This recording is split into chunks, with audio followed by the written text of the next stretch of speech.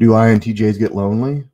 What's the difference between being alone and loneliness? Go and stick around to the end of this video to find out. Before I answer the question, I want to look into this a little bit, and there's two different terms I want to look at: being alone and loneliness. I think extroverts have a hard time with this, so let me clarify this real quick. What does wanting to be alone mean? I think being alone and the desire to be alone often gets confused. The desire to be alone is kind of a state of contentment, I think. You're happy just being in your own company, going through your own thoughts, introspecting, learning who you are. Wanting to be alone is a foreign concept for many people, but INTJs not so much. We kind of thrive being alone. It's usually just a desire to have nobody else around and being content with your own company. It's a prime time to relax, unwind, and let your imagination, your own inner world, just run wild. It's a state that INTJs often need, and a lot of people don't understand this about us, and they can't just grasp that we just need to be alone and be in our own thoughts. It can be very frustrating. But of course, this isn't meant to be a personal state. Loneliness, on the other hand, is a different thing. There's some similarities, like I said, but the state of being lonely is a lack of contentment, where wanting to be alone is a state of contentment. So loneliness is desiring to have company around you, where the desire to be alone is being just fine being by yourself. Loneliness is a desire to have, could be a strictly platonic relationship, just having friends to hang around with, having activity partners to do things with. It could be missing family. Maybe you're across the country or another country altogether, and your family's back where you grew up and you miss them. But I think often, most time, when people think of loneliness, they think of the desire to have a sexual or romantic partner. Loneliness and even being alone is almost universally seen as a negative thing, but this always isn't the case. I think for people to truly understand themselves, they need to be alone, kind of dive into their own soul and their own psyche and figure out who they are. Basically, introspection in a nutshell. Many people, when they're alone or face loneliness, they turn to hedonism. They drink too much, they eat too much, they do drugs, they go out and just try to have meaningless sex that can be risky. There's a lot of ways that people cope with loneliness, and it's usually not very healthy. Most people are afraid to be alone, namely extroverts. They don't want that introspection. They don't want to face their own personal problems, their own demons. They don't want to figure out their life. They want to distract it with social interaction. Like I said, with hedonism, going out to bars and clubs, drinking, dancing, finding sexual partners. And this usually isn't a long-term solution. It can lead to unwanted pregnancy, it can lead to STDs, it can lead to drinking and driving and killing somebody, getting into a fight. So you really don't know who you truly are until you are alone. It's usually a painful experience that they just don't want to go through, unfortunately. Most people, mostly extroverts, are very codependent, and they just need somebody to cling on to. They need someone to be around at all times. It's no secret that INTJs desire to be alone, but do we get lonely? Again, just a quick recap. Loneliness is wanting to have some sort of companionship, wanting somebody around. And the state of wanting to be alone is self-contentment, just being by yourself. And extroverts, mostly extroverts, can be introverts too, confuse these two terms. INTJs definitely love being alone, but too much of a good thing can turn into a bad thing, right? Do INTJs get lonely?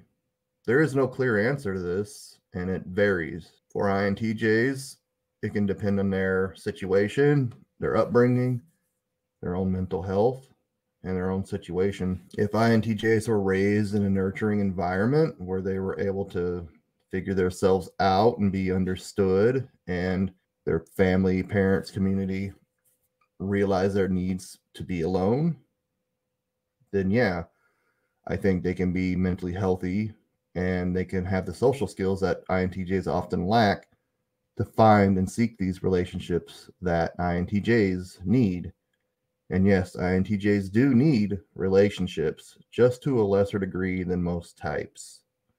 Many INTJs will deny this, but they're wrong. Maybe some are asexual or asocial completely. They're schizoid or something and they feel they don't need it. But humans, like it or not, we are a communal species and we thrive being in the tribe. but there's just some of us who need it to a lesser degree.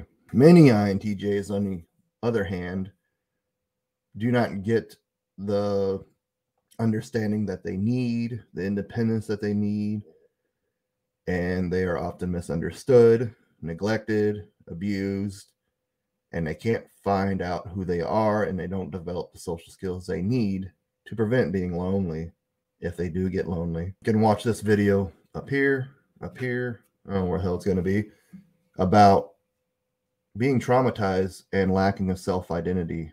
You can go ahead and watch that now. I think it kind of ties in this video quite well. INTJs, with myself included, often have terrible social skills, and it's just gotten worse since the internet came about. Technology can be socially crippling. While a lot of people find comfort in online communities, you do need to make connections with flesh and blood people out in the real world. Technology is a wonderful thing, seeing that we can connect with any person in any part of the world who has internet access, and it gives us a variety of people to talk about.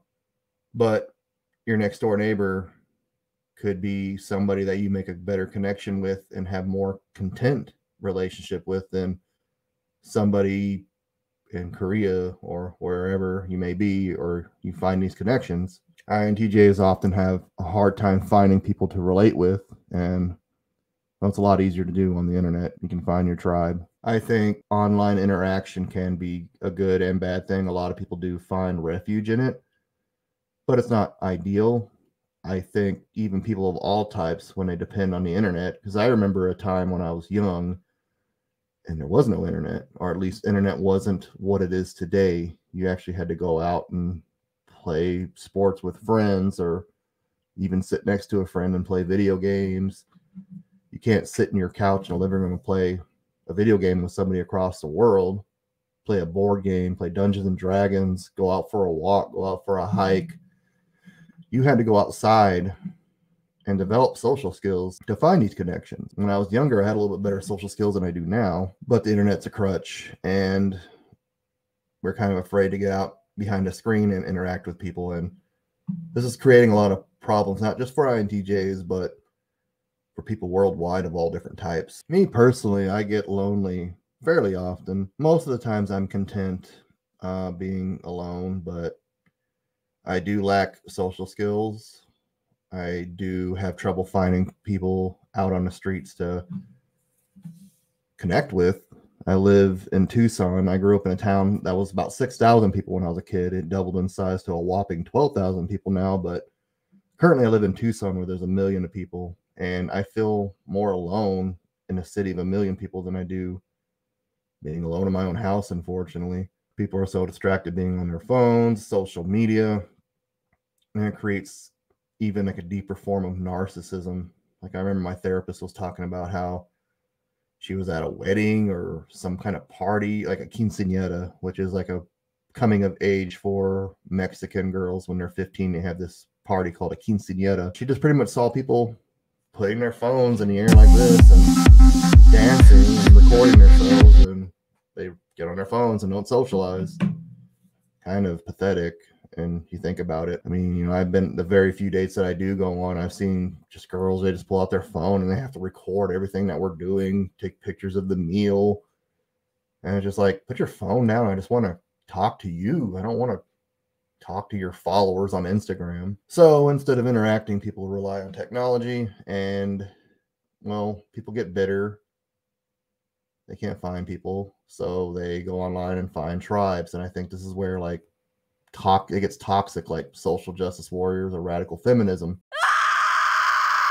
I think men have it even tougher these days, seeing that these groups like social justice warriors and feminists think that all men are scum, basically, and all masculinity is toxic. You can watch this video wherever it's going to be on my thoughts of social justice warriors and these new age ideologies. It's not for the faint of heart, and I lost subscribers for it, but I really don't care. A white man sharing his opinion, pretty scary these days, right?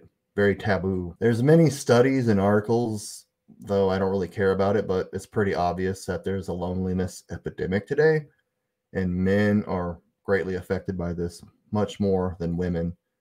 Women get mad at me when I say this and they hate it, but it's true. Men have it a lot harder when it comes to finding an intimate partner or even friends than a woman does. They don't want to admit that there are no upsides of being a woman and it's just all downsides, and they still think that they have no rights when they have 20 times more rights than men these days. I'm not trying to make this political or about gender disputes or anything. These are just my opinions, and feel free to disagree. But women, they have it much easier.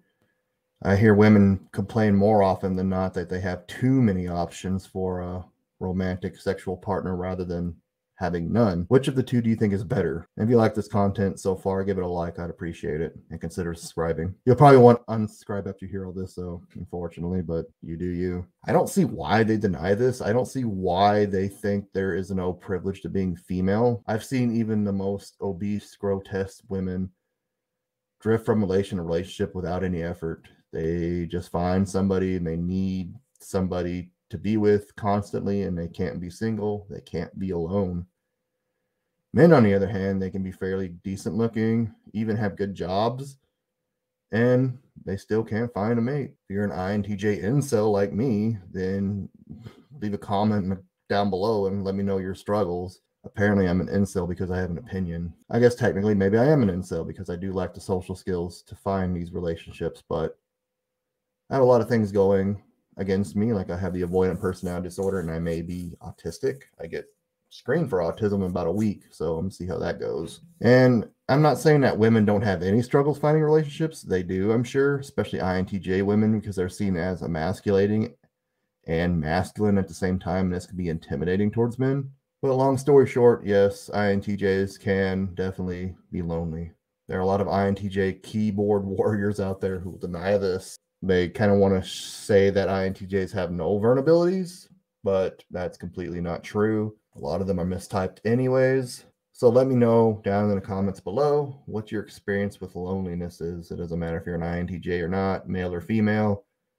Insert whatever gender here, I suppose. And if you want to watch a playlist of an INTJ opening on being vulnerable with his emotions, go ahead and watch it up here.